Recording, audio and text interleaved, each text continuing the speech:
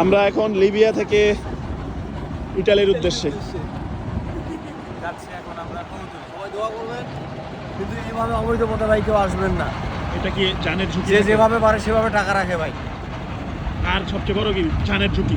জানার ছুটি ভাই, জানের ঝুঁকি থাকে। তো আপনি কি বলেন, আপনি কি বিষয়ে যাচ্ছেন? কামলা ভাই এদিকে এদিকে একটু দেখান ভাই। মানুষ আমরা 5 জন ভাই, 2টা জাস্ট রাখছে ভাই। আল্লাহ, একটাতে 3জন করে থাকতে হবে ভাই, একজনও 5 জনও থাকছে আমি দেখছি। তো এটা খুব রিস্ক ভাই। খুব রিস্ক ভাই, আপনি কি বিষয়ে যাচ্ছেন? রিস্ক হয়ে গেছে জানের উপর। আপনি কি জানের বিষয়ে জানের উপর পালা চুরি বিষয়? ঠিক আছে। মার্ডার মামলা। আর এটাই থাকবো আমাদের ওয়াশরুম এই কয়দিনের জন্য। ওপেন টয়লেট ভাই এটা কি বলেন? ভাই সবচেয়ে কষ্টের বিষয় হইতেছে ভাই, ড্রামে করে ভেসে যাইতে হয়, ওই ড্রামে খাইতে হয়, ওই ড্রামে মুততে হয়, ওই ড্রামে হাঁকতে হয়।